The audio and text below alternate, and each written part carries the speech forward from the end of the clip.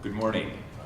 My name is John McGinnis. I'm president of the board at Long Beach Unified School District, and I welcome you here this morning. Our first speaker will be Rick Phelan, who is the program director at Sonoma County Office of Education, and he's in charge of technology for learning. He's going to give you the background on what we're doing. Our next speaker will be Doug Achterman. Dr. Achterman is a head librarian at Gavilan College. He's formerly a school librarian, a high school librarian, and he's done extensive research in his PhD work on the implications of school library programs as teaching programs in schools and how they benefit student achievement. Our next speaker will be Connie Williams. Connie is a board-certified teacher librarian, and she has been very successful. She's a past president of the California School Library Association, and she's going to give you a view of what it looks like inside an active school library program at a high school. Our penultimate speaker is Barbara Jeffus. Barbara has a distinguished career. She's been an elementary librarian, a high school librarian, a district librarian, a county office of education library coordinator, and for the last 20 years she's worked at the California Department of Education as a school library consultant. She's retiring and handing off the reins to a new school library consultant, so there will continue to be leadership from CDE in the school library field. Today the objectives are to review the lay of the land of Common Core, how we got to where we are, the transition state that we're in, examine college and career impact on College Core for students, of College Core for students. Then we're going to visit a school library, show you how that works, and explore how your district could develop strong school libraries. That's when I'll come in at the end and talk about what we're doing in Long Beach, what we have done to get to this point, and what we're going to start to implement in the future. And that will be our presentation today. So now I will turn it over to Mr. Phelan, and he will talk about the significant shifts that are underway in California K-12 education. Well, thanks. Good morning, everybody. Good morning. So we've got some significant shifts that are underway, happening in our K-12 schools. What I'm going to be going through is just, first of all, some of the student learning shifts that we're seeing. And as we're looking at those student learning shifts, we're recognizing that, and I'd like to share these more as refinements of what's going on in terms of our work in K-12 public education. We're moving from the 1997 California standards to the Common Core state standards. And there are significant changes that are happening there that are, again, refinements from my view. And part of this, you can see these are the mathematical practices that you can read. But we're really kind of trying to go a little bit narrower. Before, you might recall some of the conversations about standards and instruction. They were people talked about them being a mile wide and an inch deep. Well, in mathematics specifically, we're trying to narrow and focus our work at the various grade levels and focusing on these mathematical practices. In terms of language arts, this has been our area that we're working on here in this area. Again, more of a refinement. More than elementary grades, focused on narrative texts almost exclusively. And as we're moving now into the Common Core standards, more of a focus on information texts. And again, the big area with the Common Core standards is really helping all students be college and career ready. So as California Public Schools, we're trying to implement that work. We're responding to those ideas that are coming from the colleges and universities that Doug will talk about later on, but kind of getting into text complexity. Another area of work is these areas of depth of knowledge shifts. Again, the work that's going on with students, very significant. In the past, it was more this level 1 types of areas and level 2 in terms of our work. Our STAR tests, we're really measuring level 1 and level 2 skills. Recall, skill and concept development. And you may have seen some of these as school board members in terms of the verbs that are here, in terms of action plans. We're hearing from colleges and careers is that students need to have more strategic thinking, have more extended thinking. And this is not just for some students, but for all students. So when we look at the depth of knowledge shifts for students, we're trying with the Common Core to have them go through all 4 of these areas in every unit. You may recognize this graphic displaying the Partnership for 21st Century Skills and some of the areas that are there, along with the Common Core standards and the other areas. There's this information, media, and technology skills. We're asking students to really grasp and hold on to some of these new ideas. Some of these ideas are here in terms of information. It's not just about being able to access Google and Google things. There's a little bit more to it than that. Choosing effective tools, being able to evaluate information, using resources effectively. Media, looking at all forms of media in terms of understanding the purpose of it, and somebody trying to persuade us in one way or another. Are we getting all sides of a particular view or just one? And then how are these media messages being created? Another area is in terms of technology. And students now have a plethora of different tools, right? Hardware and software. And as we look at these, how do we choose which ones? We don't need to just use a hammer, but on everything. We can go and choose different types of tools. So finding the correct resource, making the choice, that's another area we're working on. With that comes the whole idea of digital citizenship and what that means. And you can see some of the questions that teachers and students have about these areas, some of the work we're trying to do in this area. So bringing all this stuff together is the teacher. So the teacher is right kind of at the center of a lot of this work in terms of promoting and supporting, designing the Common Core state standards implementation, bringing in those 21st century skills, working with the technology, and promoting digital citizenship. In addition to that, you may all know about the Smarter Balanced Assessments. We're starting our first field test of that starting in the spring. And this work will involve teachers and administrators, our school teams, gauging progress in relation to the Common Core standards. And we're hoping that the teachers are going to be developing some skills in terms of gauging and using both formative and summative assessments to understand learning and to support the objectives for all students, that all students will be successful in these Common Core standards.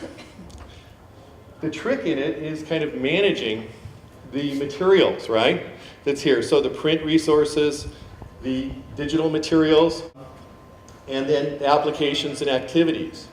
So we're relying upon teachers to really have access to and understand all these different areas in terms of print resources, digital materials, and how they can be effectively employed in classrooms. This is complex change.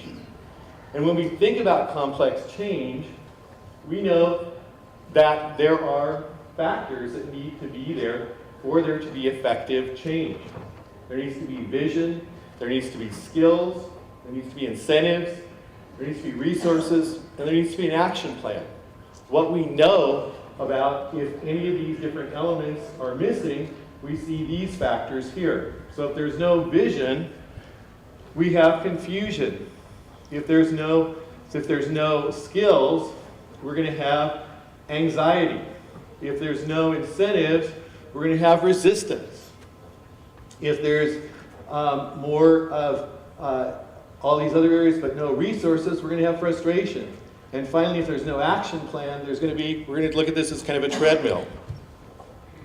So what we're proposing and what developing here is that along with teachers and administrators and technology people, both instructional technology and technical support people, and with even like professional learning networks through digital media and whatnot that are out there that are really exciting.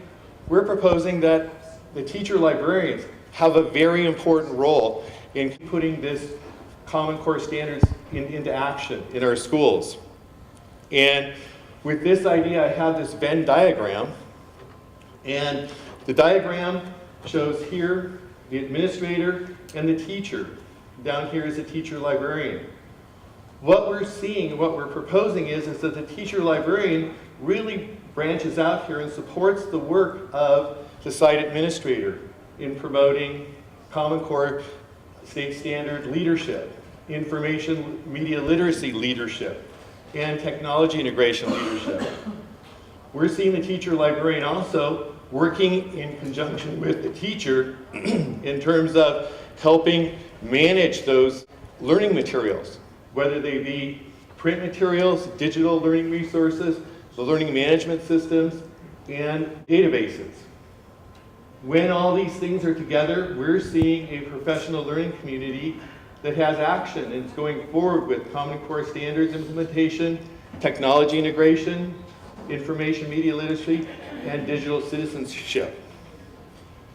So this complements the idea that Dr. Zhao brought up yesterday in terms of libraries being at the forefront of the work that's going ahead for the 21st century. Libraries at the center between formal and informal learning, libraries by mission, all about self-directed learning. So Doug's going to come in right now and offer us more of a sense of how things work at the community colleges and how that supports college and career readiness. Thank you, Rick. My first teaching job was in the Long Beach Unified School District, this district that John is the president of the school board of, and still some of the very best teachers I ever worked with came from that district, and I learned early on in my career there how to become a teacher, and I'm still learning that, and I think that's one of the important messages and important lessons that I got from the group there. It's really a terrific district. So I moved to Northern California. I taught English for 14 years, became a teacher librarian. After that, did that for 14 years, got my doctorate, and moved on to the community college. I wanted to start this conversation today by talking a little bit about what we already know about the relationship between school libraries and student achievement. And we know a lot. In the last 15 or 20 years, there's been over 30 studies from 23 states that have produced quite a large body of evidence that demonstrates a strong connection between school libraries and student achievement.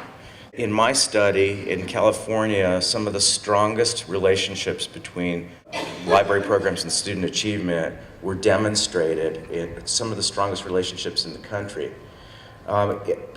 More specifically, if you look at all levels of school libraries in California, high schools are the most well-funded and supported, but across the board, the more staffing, library staffing there was, the more library services were provided. The more library services were provided, the greater the student achievement was. And that was true across the board in school libraries in California. So if you're a school board member and you're thinking about funding your school library, you can do that with a great deal of confidence that that decision will result in greater student achievement.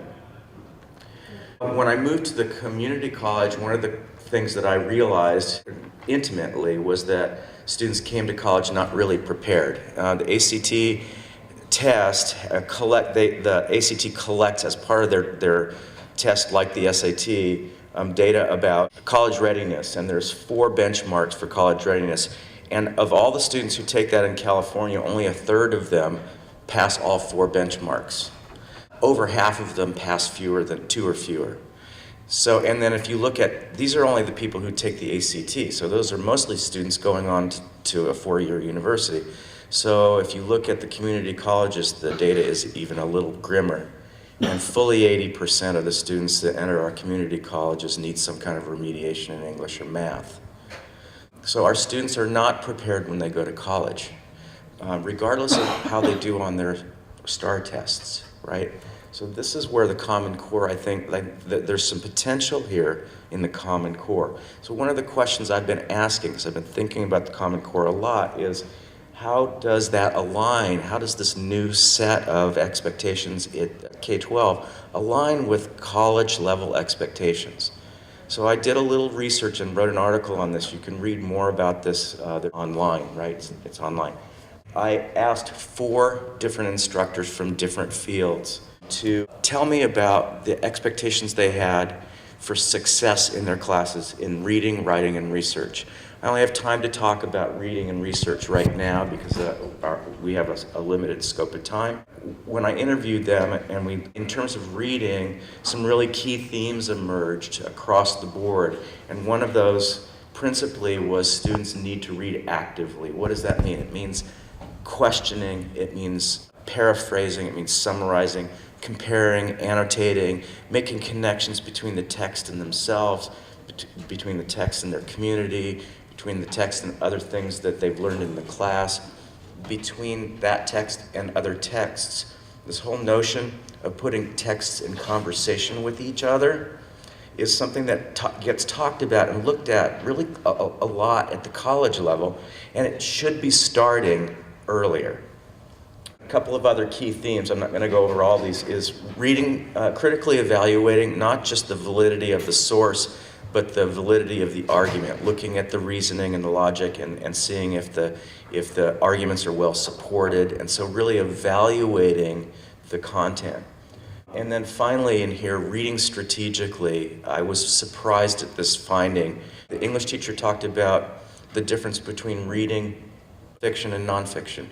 The science teacher talked about reading with an orientation toward the scientific method, understanding what an empirical study is, and knowing how to read scientific research as a kind of a key underpinning in understanding the content of the course. So this idea that we read differently in different settings, it was a really sort of foundational idea that emerged from talking to these instructors.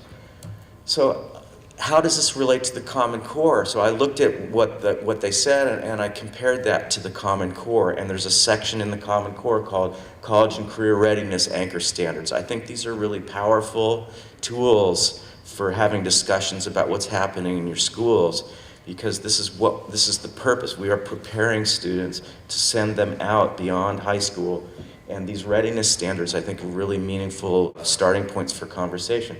And if you look at those standards, they really align really quite closely with what the community college instructors' expectations are. So if you look at the highlighted words there, determine central ideas, summarize, analyze, interpret, analyze the structure of texts, integrate and evaluate texts in a variety of formats, assess the validity, relevance, and sufficiency of the evidence, read complex literary and informational texts. This idea of text is so foundational in the Common Core that that word actually gets used 688 times in that text, in the Common Core standards. That's how important that notion is to the Common Core, of manipulating and engaging in texts in deep and meaningful ways. So how do teacher librarians factor into this? Well, first of all, they're really a pipeline to the quality texts in all formats that students and teachers need access to. So they are the people who have the expertise in building a collection, who know the curriculum of the school well enough, better than probably any other teacher on campus, and often better than the principal, because they study that curriculum in an ongoing way to systematically develop a collection that supports what happens in the classroom. And having those additional texts available as part of the curriculum is a real key concept in the Common Core. They know how to match students to just right texts. That's what librarians do. Teacher librarians are, the library is the only classroom on the campus where no matter who walks in, there is a resource for that student. differentiated instruction happens every day in a library. Teacher librarians have training and experience in teaching all these different text structures. They are a resource for active reading strategies that I think really fundamentally, they help them act as a model and as a professional development kind of mentor that is on campus every day and acts as a guide and a leader in professional development in a school. In terms of research, one of the key ideas was to create a meaningful and relevant research question. This is a really difficult skill that students have a hard time with no matter what. No matter how well it's taught, it's just a hard thing to do. But I think community college instructors understand that it doesn't happen a lot at the K-12 in most schools. There's not a lot of students developing their own research questions based on their own reading. And then considering, evaluating sources, understanding what an academic source is, and reading widely and considering all perspectives. These are all kind of key underpinnings of the community college expectation.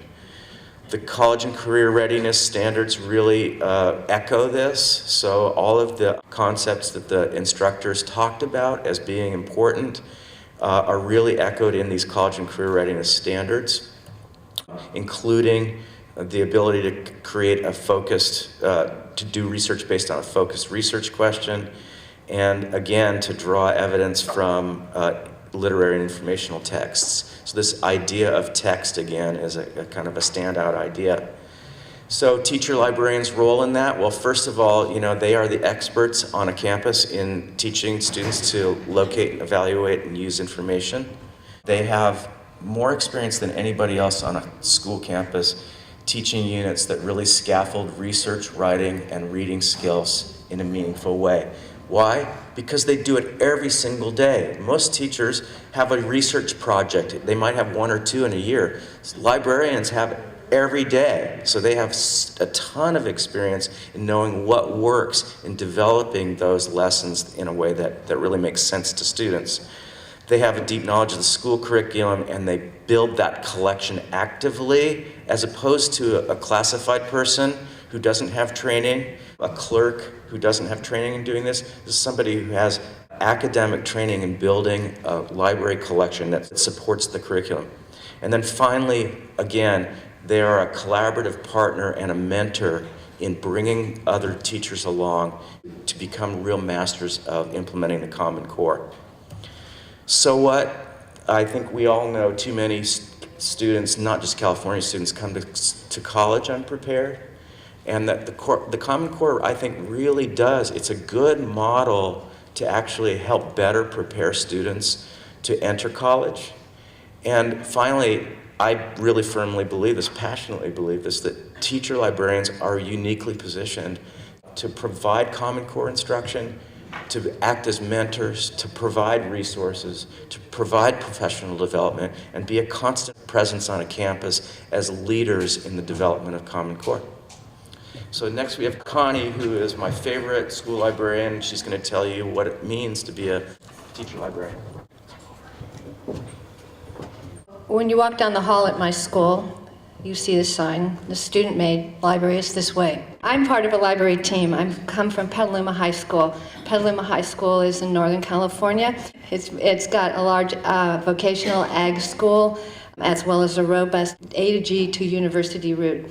I'm glad to be here to be with you to talk about school libraries, because there's so much good that happens in a school library when there's a school library team. I'm fortunate to be in a district that passed a parcel tax many years ago that pays specifically for 2 librarian positions, and we are supported in the secondary schools with a clerk. Each day that I walk into my school, I know that my back is covered with my assistant who takes care of the day-to-day operations, and things get done.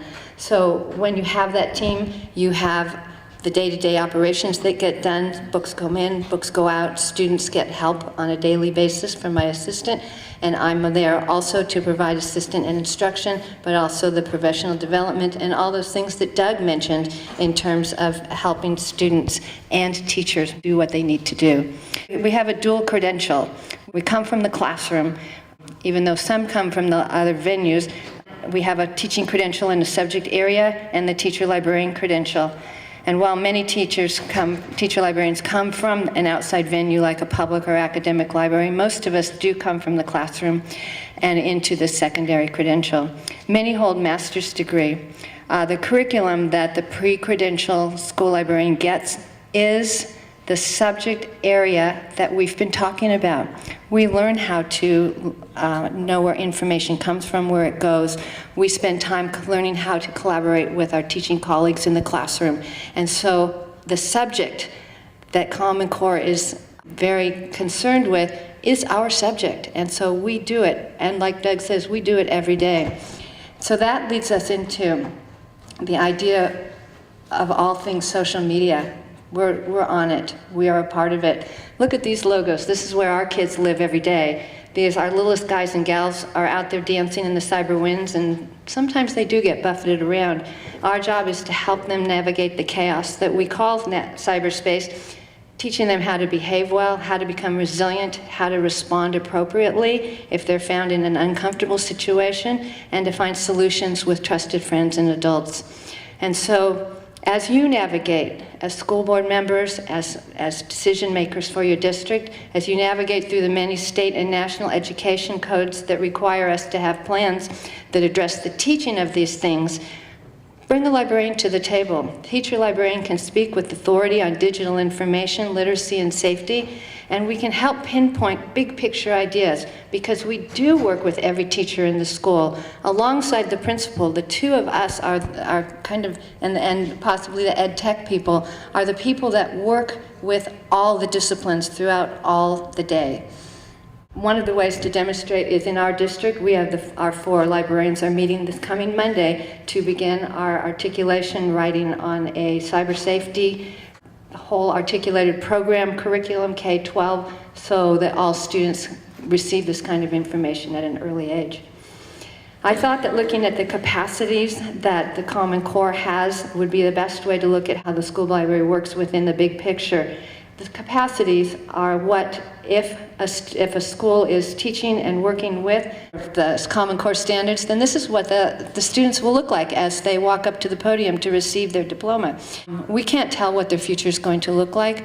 They're all going different ways, and the technology is going to change like that. And so our job is to help them fulfill these capacities so that they're resilient and ready to move on. So in today's work world, workers can often do work outside of the office, but what happens more often than not is that they actually move to places where other people are, and the library in a school, because school is our students' workplace, is the best place for them to come and learn. And so when you come to our library, having this learning commons is kind of the central place. We have kids who come to our school library even when they don't have to be there. They could go home during a period. It allows for them to come and get questions answered, to have their resources at hand. One of the major capacities is that students demonstrate independence. So how do they do that? By practice. And what better place to practice than the school library? Capacity number 6 says that students use digital technology capably and strategically, and that means that skills that they use to create, because they do a lot of creating, get taught to them so that they learn how to actually use the stuff that they end up using every day. They use it and they look pretty adept at it, but when I discovered, for example, it's not very clear here, but I go into classes all the time, and this is a 6th grade classroom, and the first question I ask is, who owns the internet? Hands raised up, I don't know, the president. Who's the boss of the internet? I don't know. And so we work through a wide variety of, well, what is the internet? And I have some activities that we do. And by the end, they understand that the activity, that the internet is people connecting with one another through wires.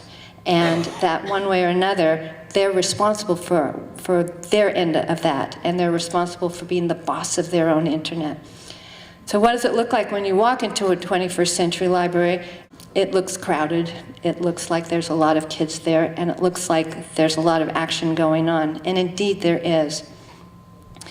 There's a lot of using capacity number 6 again. They use it to strategically and capably. That means that they are having to figure out how to search effectively. How do I use Google effectively?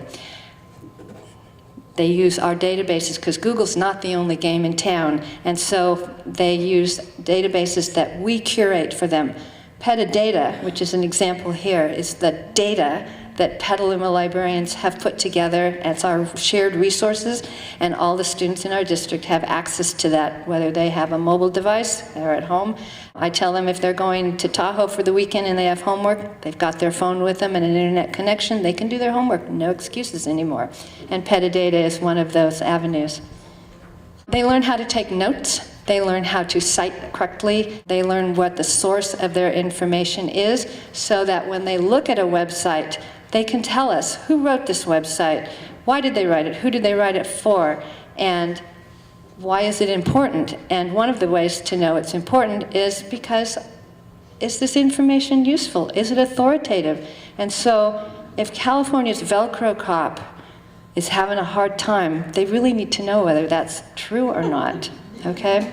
So we do this. I hand them lists of websites like the California Velcro crop and other sites, some that are real and some that are we call bogus websites, and we give them a rubric and we set them free. This is critical thinking at its very best, and it requires them to use a lot of skills to identify their source.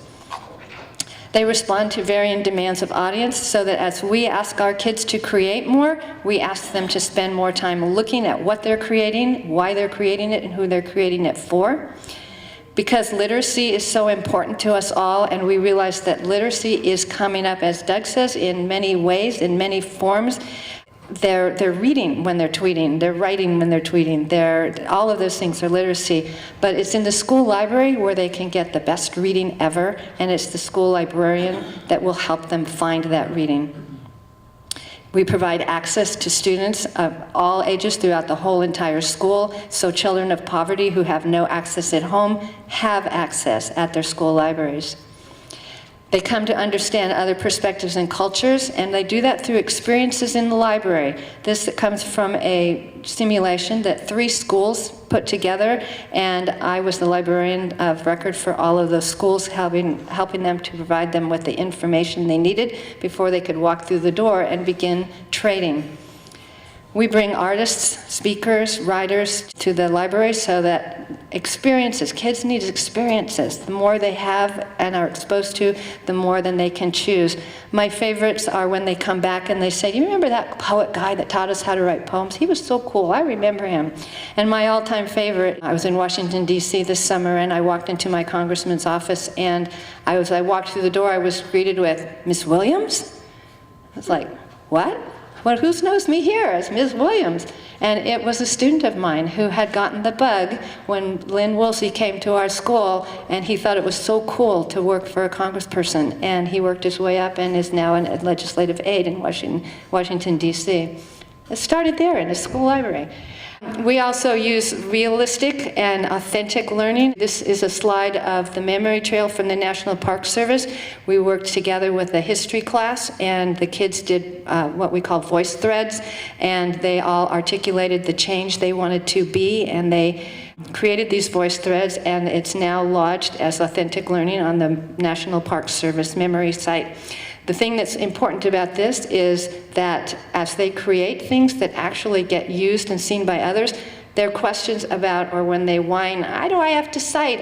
This makes no sense. I don't like doing this. Why do I have to care where I got my picture from?" Well, when they're feeder to the fire, it's important, and so they need to know that. One of the best parts of my job is working with teachers one-to-one, providing professional development. Because we're taught in library school how information works, where it works, and we're taught in how to collaborate with teachers, one of the best things that we all do is to work with our teachers on a daily basis. And when one of us gets an idea, we can greet each other even in the hall and say, "What do you think we try? Let's do this." And so I will frequently get questions from people that say things like, "I need some resources. I need some primary documents and I need it tomorrow. Who can help me out here? And so I put together pretty quickly a list of resources for those teachers. Also, as we do deeper, more in-depth lessons, then we begin really working closely with each other, and we work out lessons that happen through the years, so that we started this year and I get a message saying, Connie, we should really definitely talk about tweaking this because a couple of things didn't quite work. And so we get to sit down and work it out and make it happen. I work with students on one-to-one. We have a wildlife museum, and so the students that are beginning to make their docent lectures, they need to have special work with that, so they come down and work with me on that. So this is an example of our museum, our dinosaur peers out overall. Students can walk through the library. We're open from 7:30 till 4 every day, but just as often as not, I'll be riding with my husband in the car and I'll hear my phone beep, and it's an email saying, I need help. Will you help me with something? I'm doing my work. And I'll answer them back right then and there. I will make appointments with kids. We do kind of a concierge service where they can come and meet up, and I will talk with them and help them with their projects. Here's again an example of talking back and forth. But to me, the payoff comes when I hear things from college or workplace instructors that kids have come in at the local community college, Santa Rosa Junior College. The librarian emailed me the other day saying, I gave an orientation and I knew which were your students right off the bat. They already knew how to use Noodle tools. They were excited, they were enthusiastic learners. And so it's really a reward to hear that that has happened. And then finally, because I just love being a school librarian, we get to do so many things. A couple of years ago, a group of students had nothing to do and they were real techie, so we talked about, let's invent a word. So we invented the word Zabel, and we spent a long time working through what that means, and it means that if you've used your electronics a little too long, you're probably pretty zabbled. So they took that word and they spread it out, sent it out over the internet, and they began tracking its use and discovered that it is being used. And so it's fun. Being a librarian is exactly the job that most of us who are in the job doing it, we do it because we love it and because we can make a difference. So I would like to now introduce Barbara Jeffus to talk about making school libraries a priority. That was fun to get into an actual library. If we've done our job correctly, at this point you're saying, well, that's really cool for the districts that have been able to develop strong school library programs. And you may be saying, I'm not sure that our school libraries are functioning this way. So that would mean that we've set the stage for answering the question, how the heck would you make this happen in your district? I have a list, 7 things. One of the things is you've got to make them a priority. We have kind of an old and a new model. The new model, local control funding formula, it puts all the control and decision making back at the school site or at the district level. The old model is that's how it was before a brief period when we actually were flush with money. So we're all the way back to it depends on what the vision is for the school library programs in the district, whether you have them. You have to create a model that others can visit. And I have the Apple logo up there for a reason, because one day someone asked Steve Jobs why they don't use focus groups at Apple. And he said, people don't know what they want until you show it to them. And I'm afraid we have such a vicious cycle in California. We've run this cycle of you grew up here and you went to school here and you went to college here and you became a teacher and an administrator. You may never in all that time you've never been touched by a teacher librarian like Connie or Doug. So we have to break that cycle, and one of the ways to do that is to create some models, and John's going to talk about that. Another is, where would we ever find those teachers to be teacher librarians? We don't have a huge supply on hand, particularly as there have been increased cuts. My advice is grow your own. Reach into the classroom, find the best teachers in the district, and then you want the one who loves to share technology ideas, is a natural mentor. The others really go to that person. you don't want to put the person in the library who was not successful in the classroom, and unfortunately we've had that happen. So you want the kind of teacher librarian who teachers love to collaborate with, the kind most likely to host an appy hour in the library. That's the kind you want. So you also want to invest in a district librarian, and I was sort of reaching for a graphic here. I'm thinking like, do you want a star among stars? But a district librarian can save you money by negotiating group purchases. They can save precious time for school site teacher librarians by helping with ordering, processing, that kind of thing. They can arrange for professional development, and they can sit at a different table than the school site people can.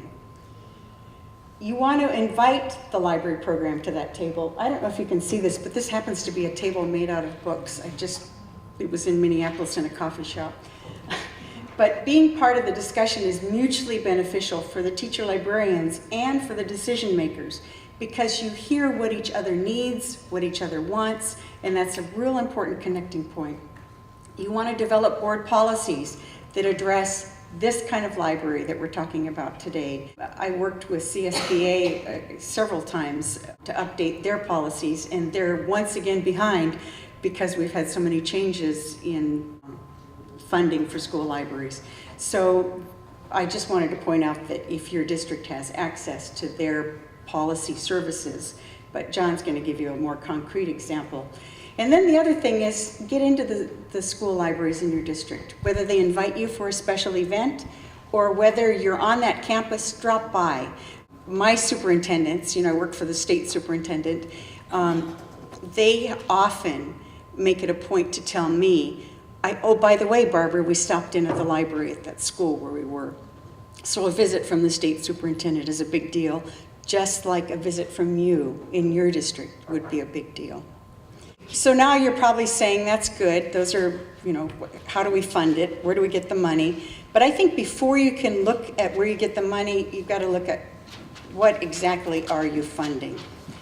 And the what would be, you need this whole package. You have one without the other, you end up with a program that may not be fully functioning. For example, you need that team of the teacher, librarian, and the assistant. If you have Connie in the library all by herself, you're forcing her to give up some of the teaching responsibilities to do those other things that keep a library functioning. It's not that she doesn't know them or doesn't work with her clerk to do that. It's just that if you're paying a teacher to be a teacher librarian in the library, you need to make them able to teach. You need those resources, and they can't be, it's like feeding the dog. You can't feed the dog all their food for the year now, because you know what a dog will do. My cats would do that. You need predictable budgets so that there can be a plan for developing a collection. And these days, when you have subscription databases, when I was in school, we had Reader's Guide. Do you guys remember Reader's Guide? And paper magazines. So you look something up in Reader's Guide, you went to paper magazines. That's pretty obsolete at this point. Now you look at an online index, and online they have the full text. So what happens to that if you interrupt it for a year? There are no magazines to back it up. Where do students then get that urgent, up-to-date, relevant information if it's spotty coverage?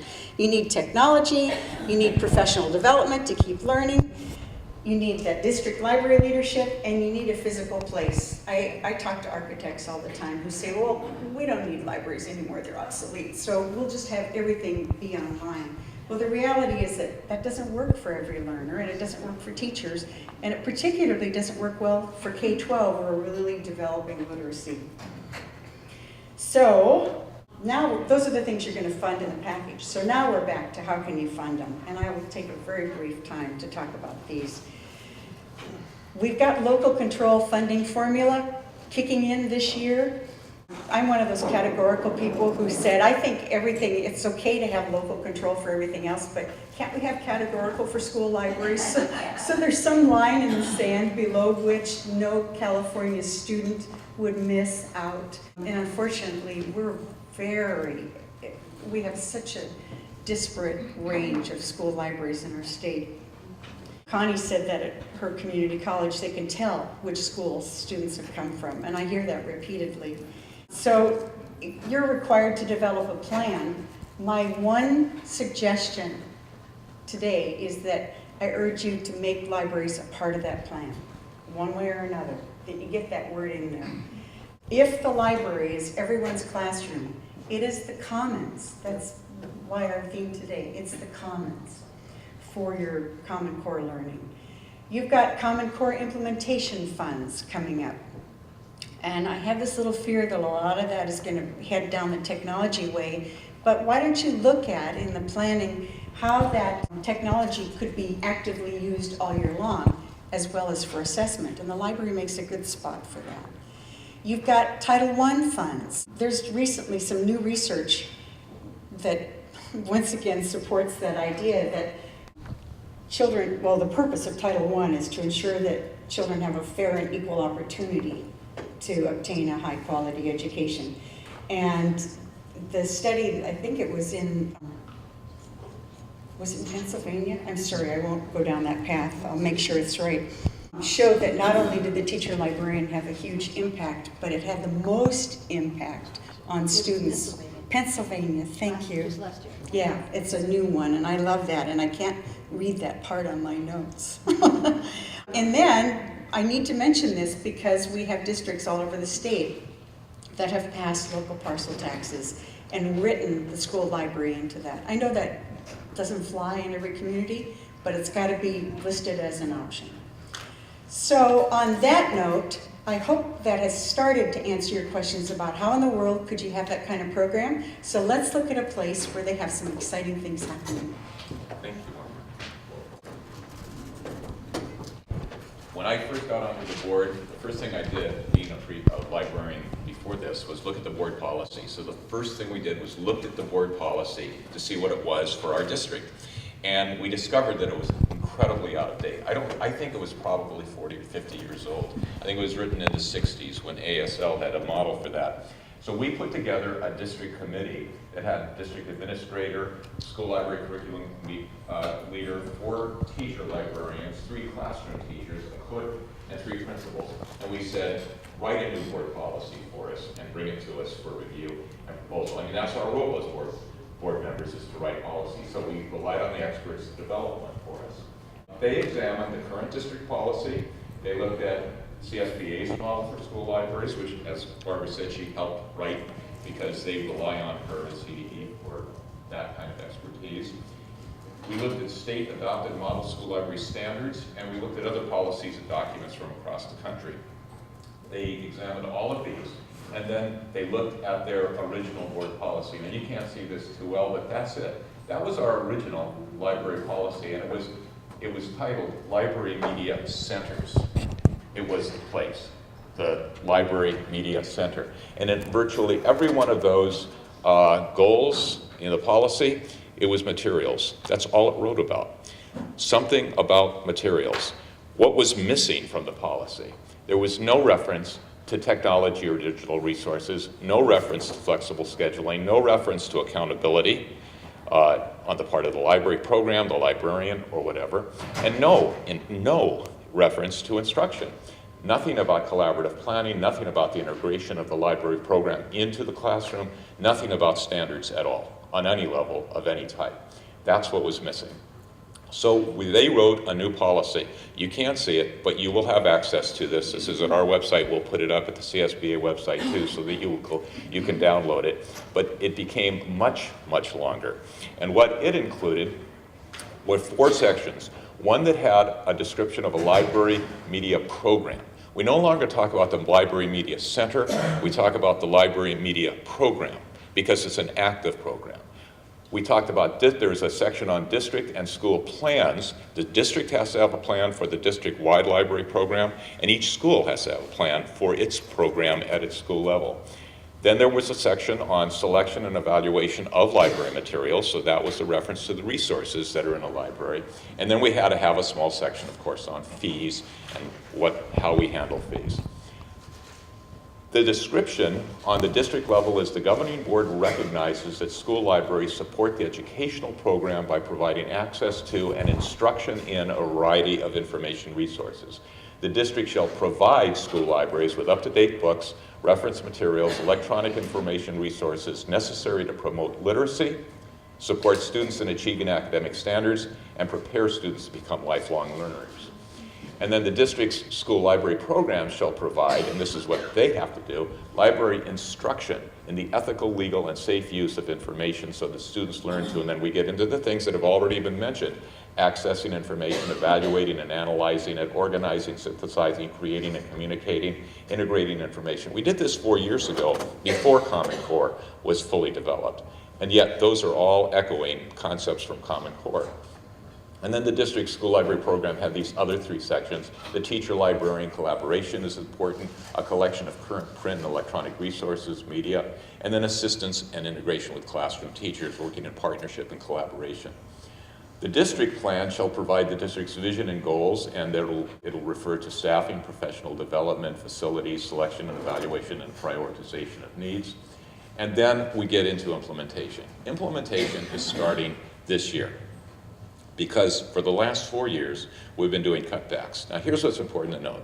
One of the things we didn't do at Long Beach was decide to save money by eliminating programs wholesale. So we did not eliminate the library program in order to save a chunk of money. We did not eliminate arts and music programs in order to save a lot of money. But they did suffer severe cutbacks, primarily through attrition. But 1 year we even had to do a 25% cut in all those programs. But the goal was to preserve the program so that there would at least be a foundation so that when the money started coming back, as it is now, we'd have something to build on, and we'd have some institutional history about what was good when it was at its best. So we went from about 70 librarians in Long Beach, where we had 80 schools, so it was a large district, down to about 30. We cut back severely. We still have a librarian at each of the 6 comprehensive high schools. We lost our media clerks. This is bad. Just saying, Connie, I mean, it is bad. You can't run a library and ask a teacher librarian to teach if she has to spend her time checking out books and shelving books. Now, you can do superintendent talks about doing creative things, but creative is a pretty distasteful euphemism when you're talking about how you take care of those kind of clerical things. But we did lose that. So now that we're beginning to build back, Chris Steinhauser, our superintendent, and this was his idea and his implementation, he decided we are now going to build that dynamic program that Connie described and Barbara also described. We're going to build it, but slowly, strategically, and incrementally. So he chose 2 schools in 2 of our poverty areas that will now get a full-time librarian, because all of the other elementary schools are being covered by 2 or 3 libraries are being covered by 1 librarian at a time. We selected 2 of our most talented teacher librarians, and we told them starting January, you have 1 school only. And you 2 are going to work together, developing a plan, and you will work with our district library coordinator, who's a teacher on special assignment, and you will work this next semester developing the kind of dynamic program that our now board policy describes and that Connie described. And under the direction of the district library coordinator, you will have 1 semester to build this program up, and then starting in the fall of 2014, we want it operational. Now, when those plans are fully operational and fully successful, and we know they will be because we've got the right people in place to do it, they are the people who have demonstrated their expertise and success, then those people will start training other librarians at other schools. And as Barbara said, we're going to use that method to grow our own. So we will start recruiting the best teachers from the schools to start getting their library credential, getting their program, and then learning how to implement that kind of program. And every principal and every school will be held accountable for having an instructional library program. And that's how we're going to implement this over time. Because as everybody's noted, there isn't a big crop out there of talented library professionals. And we don't want to just put anybody in the library. We want to have real active programs. So that's how we're doing it at Long Beach. And that's our program.